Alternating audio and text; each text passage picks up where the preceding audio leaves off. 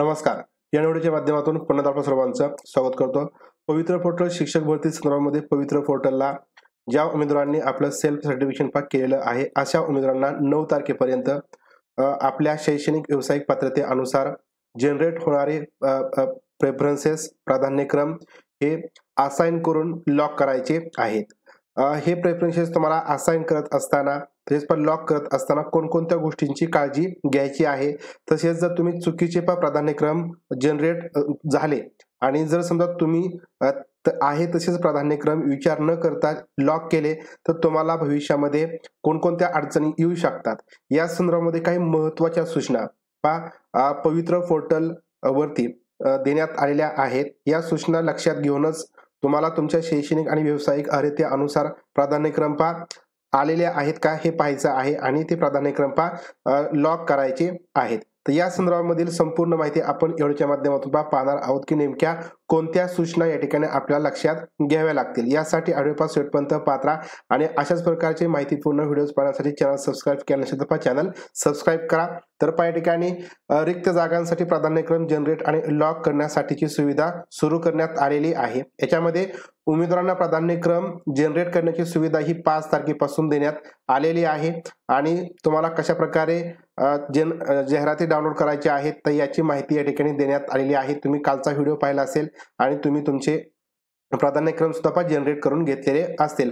आता यामध्ये सांगितलेलं आहे की उमेदवारांनी लॉग इन केल्यानंतर जनरेट प्रेफरन्सेस या मेनूचा वापर करून मुलाखतीशिवाय म्हणजे विदाउट इंटरव्ह्यू आणि मुलाखतीसह दोन्ही प्रकारच्या प्राधान्यक्रमांची यादी स्वतंत्रपणे जनरेट तुम्हाला करता येणार आहे. ती करायची आहे आणि प्राधान्यक्रम जनरेट केल्यानंतर जनरेट झालेल्या प्राधान्यक्रमाबाबत उमेदवारांनी आवश्यक ती खात्री करायची आहे. म्हणजे तुम्हाला जे प्राधान्यक्रम आलेले आहेत ते तुम्ही सेल्फ सर्टिफिकेशन मध्ये भरलेल्या माहिती अनुसार आलेल्या आहेत किंवा नाही याची खात्री करायची आहे. त्यानंतर मुलाखतीशिवाय व मुलाखतीसह या दोन्ही प्रकारच्या पर्यायासाठी पात्र उमेदवारांना प्राधान्यक्रम जनरेट होणार आहेत आणि दोन्ही प्रकारच्या नियुक्तीचे प्राधान्यक्रम जनरेट आणि लॉक करू शकता. दोन्ही तुम्ही ते जनरेट करून ते लॉक करू शकता. उमेदवारांना प्राधान्यक्रम लॉक करण्यासाठी दिनांक 8/2/24 ते 9/2/24 असा कालावधी देण्यात येत आहे. म्हणजे तुम्ही जे प्राधान्यक्रम असाइन वगैरे करणार आहात जनरेट जे करणार आहात तर ते तुम्हाला लॉक करण्यासाठी 8 ते 9 असे 2 दिवस लॉक करण्यासाठी दिले जातील. म्हणजे आता तुम्ही आजपासून जे प्राधान्यक्रम आहे ते जनरेट करून ते चूज करून तुम्ही ते असाइन करून ठेवायचे आहेत आणि लॉक करण्यासाठी फक्त लॉक करण्यासाठी तुम्हाला 2 दिवसांचा कालावधी असेल. या 2 दिवसांच्या कालावधीमध्ये तुम्ही तुमचे प्राधान्यक्रम दोन्हीही लॉक करू शकता. उमेदवारांनी युजर मॅन्युअल मध्ये नमूद केल्यानुसार प्राधान्यक्रम लॉक करण्याची कार्यवाही वगळून इतर सर्व कार्यवाही पूर्ण करायची आहे. प्रत्यक्ष लॉक करण्याची सुविधा दिल्यानंतर प्राधान्यक्रम लॉक करायचे आहेत. म्हणजे बाकीची काही प्रोसेस असणार आहे तुम्ही प्राधान्यक्रम जनरेट करणं असाइन करणं तर हे तुम्हाला करता येईल.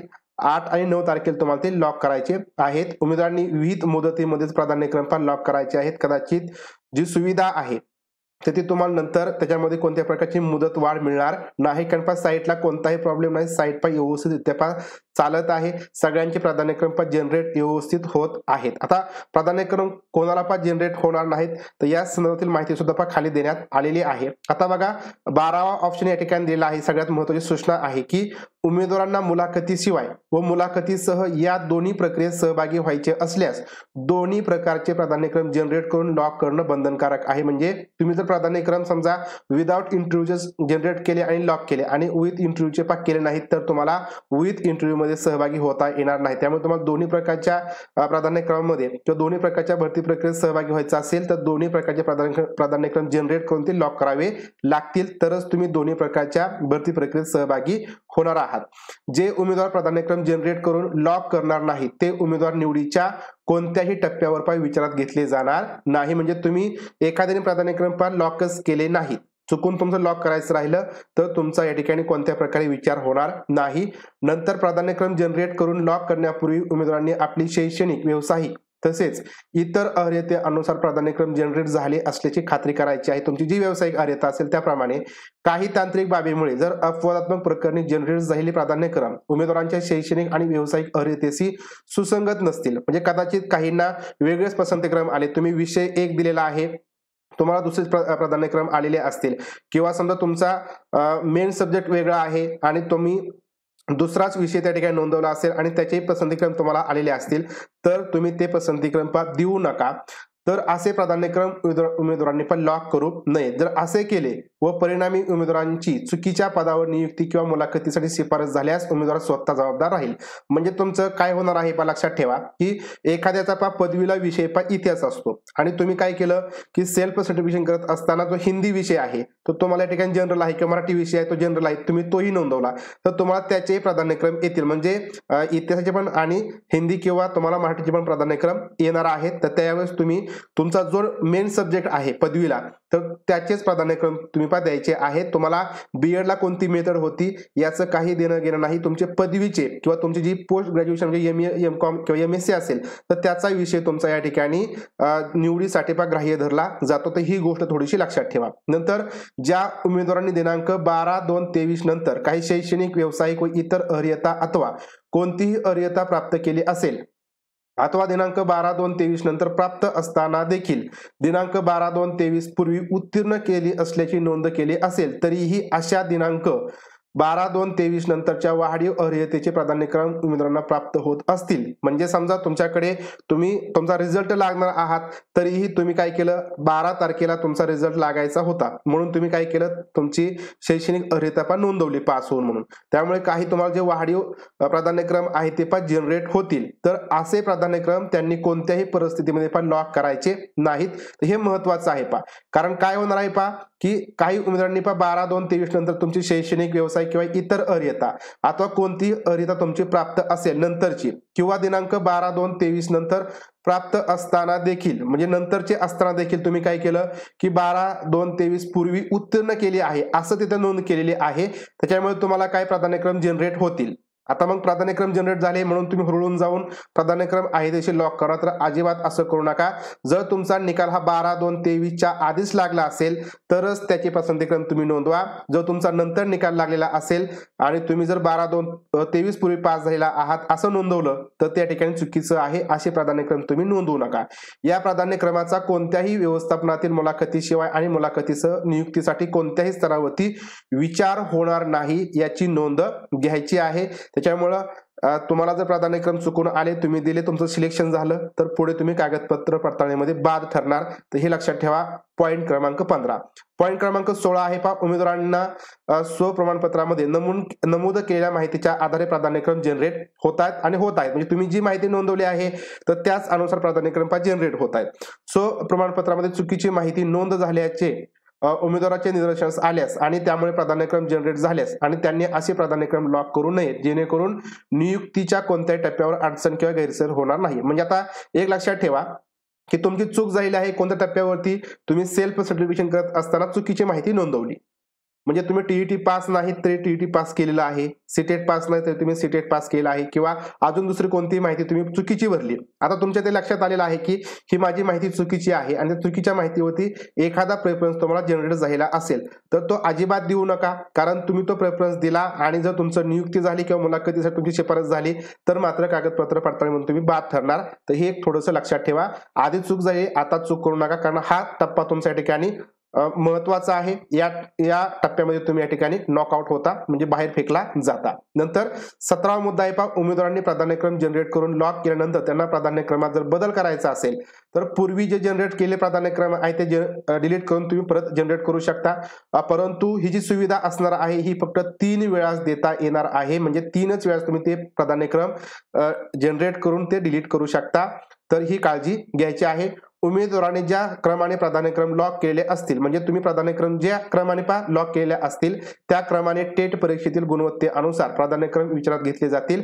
उमेदवाराची ज्या प्राधान्यक्रमावर नियुक्ती किंवा मुलाखतीसाठी शिफारस होईल तर त्या उमेदवाराचे त्या क्रमानंतरच्या उर्वरित प्राधान्यक्रमांचा विचार केला जाणार नाही. म्हणजे इथं लक्षात ठेवा की प्राधान्यक्रम कशा प्रकारे द्यायचा आहेत तर इथं हा विचार करायचा की एखाद्या जिल्ह्यामध्ये जास्त जागा आहेत म्हणून तो आधी द्यायचा. म्हणजे स्वतःचा जिल्हा सोडून दुसरीकडे आधी द्यायचं म्हणजे असं अजिबात करू नका. तुम्हाला जे जवळचे जिल्हे आहेत ते आधी द्या कारण गुणवत्तेनुसार तुमचा तिथं विचार केला जाईल. जर समजा लांबचा जिल्हा तुम्ही आधी टाकला आणि तिथं तुमचं सिलेक्शन झालं तर मात्र तुम्हाला स्वतःच्या जिल्ह्यामध्ये येता येणार नाही. तुमचा त्या ठिकाणी विचार केला जाणार नाही. हे लक्षात ठेवा. तुमचं जिथं ज्या टप्प्यावरती ज्या पसंती क्रमावर तुमचं सिलेक्शन होईल होईल, तिथंच तुमची प्रोसेस थांबेल, पुढे प्रोसेस जाणार नाही. हे लक्षात ठेवा. त्यामुळे पसंतीक्रम देत असताना विचारपूर्वक द्या. उमेदवारांनी किती प्राधान्यक्रम नोंद करायचे आहेत, तर याची काही मर्यादा नाही. तुम्ही कितीही करू शकता, जेवढे आले तेवढेही करू शकता, 1-2ही करू शकता, याला कोणतीही मर्यादा नसते. त्यानंतर जर तुमच्या मोबाईलमध्ये म्हणजे OTP येत नसेल किंवा अजून काही अडचणी येत असतील किंवा तुमच्याकडे मोबाईल नंबर तुमचा हरवलेला असेल, तर यासाठी तुम्हाला जो काही मोबाईल क्रमांक आहे तो बदल करून घेता येईल. यासाठी नजीकच्या शिक्षणाधिकारी, प्राथमिक माध्यमिक शिक्षण निरीक्षक, पश्चिम दक्षिण उत्तर तर यांच्याशी संपर्क साधायचा आहे. त्यांना एक अर्ज करायचा आहे, ओळखीचा पुरावा द्यायचा आहे आणि तुमचा मोबाईल क्रमांक बदलून घेऊन तुम्ही पुढची प्रोसेस करायची आहे. तुमचा मोबाईल नंबर तुम्हाला बदलता येत आहे. नंतर उमेदवारांनी पोर्टलवरील प्रमाणपत्रामध्ये नमूद केलेल्या माहिती अनुसार त्यांना प्राधान्यक्रम जनरेट होतील. तुम्ही जी माहिती भरलेली आहे तर त्याच अनुसार प्राधान्यक्रम जनरेट होतील. मात्र चुकीची माहिती दिली असेल, प्राधान्यक्रम जनरेट झाले असतील चुकीचे, तर मात्र देताना बरोबर द्या. त्यानंतर उमेदवारांनी पोर्टलवर अपलोड केलेले शैक्षणिक आणि व्यावसायिक अर्हतेची प्रमाणपत्रे पाहिलेली नाहीत.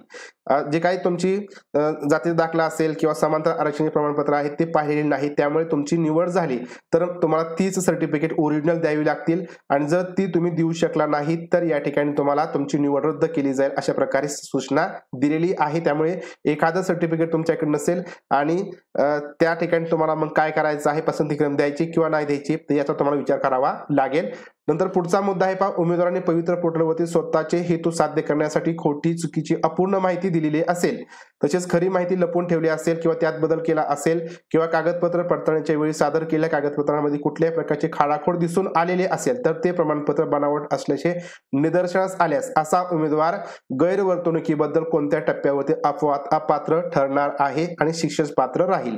तर बघा कागदपत्र पडताळणी बाबतीमध्ये. त्यानंतर या ठिकाणी TET मध्ये गैरप्रकारात समाविष्ट उमेदवारांची नियुक्तीसाठी निवड झाल्यास नियुक्तीपूर्वी त्यांची चारित्र्य पडताळणी करून त्यानंतर नियुक्तीची कारवाई करण्यात येईल. जे TET घोटाळ्यामध्ये सापडलेले आहेत अशा उमेदवारांची निवड जर झाली तर अशा उमेदवारांना चारित्र्य पडताळणी करून घ्यावी लागेल. नंतर उमेदवारांनी प्राधान्यक्रम लॉक केल्यानंतर त्यांची प्रिंट घ्यायची आहे. त्यासाठी तुम्ही रिपोर्टमध्ये जायचं आहे. ज्यावेळेस लॉकचा ऑप्शन सुरू होईल त्यावेळेस तुम्हाला त्याबद्दल डेमो दाखवला जाईल. त्यानंतर उमेदवार एकाच व्यवस्थापनातील एकापेक्षा अधिक गट किंवा विषयांसाठी शैक्षणिक आणि व्यावसायिक अर्हता धारण करीत असल्यास त्यास त्या व्यवस्थापनाने असे एकापेक्षा अधिक प्राधान्यक्रम उपलब्ध होतील आणि तुम्ही तेवढे प्राधान्यक्रम देऊ शकता. म्हणजे एकापेक्षा जास्त विषयाचे प्राधान्यक्रम, म्हणजे समजा रयत शिक्षण संस्था आहे त्या ठिकाणी तुम्ही समजा 1ली ते 5वीला पण पात्र होत आहात, 6वी ते 8वीला पण पात्र होत आहात, नंतर 9वी ते 10वी साठी एखाद्या विषयासाठी तुम्ही पात्र होत असाल तर या ठिकाणी तुम्हाला 3 वेळेस हे जे प्राधान्यक्रम आहेत रयत शिक्षण संस्थेचे ते दिसणार आहेत. तुम्ही तेवढे द्यायचे आहेत. नंतर मागासवर्गीय उमेदवार खुल्या प्रवर्गासाठी जर पात्र असेल तर वय आणि शैक्षणिक अर्हता या बाबी विचारात घेऊन त्यांना खुल्या प्रवर्गाच्या पदांचे प्राधान्यक्रम जनरेट होतील. म्हणजे बघा मागासवर्गीय एखादा उमेदवार आहे आणि तो खुल्या प्रवर्गासाठी पात्र होत असेल, म्हणजे त्यांचे मार्क होत असतील तेवढे जास्त त्यांना मिळत असतील किंवा त्यांचे वय आणि शैक्षणिक अर्हता ओपन मधून सिलेक्शन होण्यासारखे आहे तर त्यांना खुल्या प्रवर्गाचे प्राधान्यक्रम जनरेट होतील. ते सर्वांनी द्यायचे आहेत. नंतर शासन निर्णय दिनांक 7/2/19 अन्वये उमेदवाराची जर स्थानिक स्वराज्य संस्थेच्या शाळेसाठी निवड झाली तर त्या उमेदवाराचा खाजगी शैक्षणिक संस्थेमध्ये त्याच गटातील नियुक्तीसाठी विचार केला जाणार नाही. म्हणजे ZP साठी जर तुमचं 6वी ते 8वी साठी निवड झाली या गटासाठी तर मात्र तुमची संस्थेमध्ये 6वी ते 8वी साठीच निवड होणार नाही. म्हणजे त्याच गटासाठी तुमची खाजगी शैक्षणिक संस्थेमध्ये निवड होणार नाही. तसंच 1ली ते 5वी साठी सुद्धा असेल.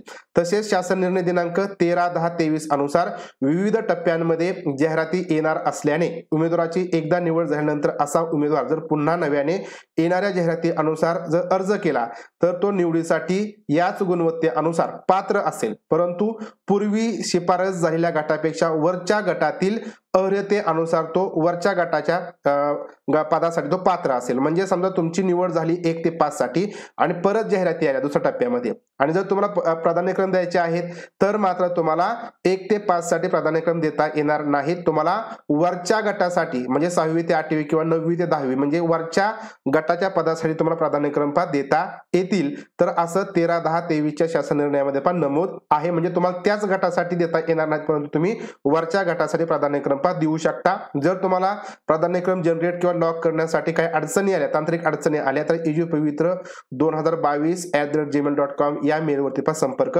साधायचा आहे. तर अशा पद्धतीने प्राधान्यक्रम जनरेट करणं, असाइन करणं, लॉक करणं या संदर्भातील काही महत्त्वाच्या सूचना आहेत. महत्त्वाच्या म्हणजे या ठिकाणी जर काही सूचनांकडे तुम्ही दुर्लक्ष केलं तर मात्र तुमच्याकडे ज्यावेळेस तुमची निवड वगैरे होईल, चुकीची माहिती भरून तुम्ही प्राधान्यक्रम सुद्धा चुकीचे जर दिले, निवड झाली, तर मात्र कागदपत्र पडताळणीच्या वेळेस तुम्ही बाद ठरू शकता आणि नंतर तुम्हाला कोणत्याही प्रकारचा दावा सांगता येणार नाही. त्यामुळे तुम्ही ज्यावेळेस सेल्फ सर्टिफिकेशन केलं त्यावेळेस काही चुकीची माहिती नजर चुकीने तुम्ही भरलेली असेल आणि किंवा विषयाच्या बाबतीमध्ये असं बऱ्याच जणांचं होऊ शकतं. तर अशा वेळेस तुम्हाला तुमचा जो विषय आहे, मेन विषय आहे, तुम्हाला ज्या विषयाची डिग्री मिळालेली आहे, पदवी मिळालेली आहे, ज्या विषयासाठी तुमच्याकडे डिग्री सर्टिफिकेट आहे, तर त्याच विषयाचे तुम्हाला प्राधान्यक्रम आलेले असतील तर तेच तुम्ही लॉक करायचे आहेत. जर तुमच्याकडे एखाद्या विषयाची डिग्री नसेल, म्हणजे सर्टिफिकेट नसेल, तसं नमूद नसेल सर्टिफिकेट वरती आणि त्या विषयाचे पण प्राधान्यक्रम तुम्हाला आले असतील तर ते प्राधान्यक्रम तुम्ही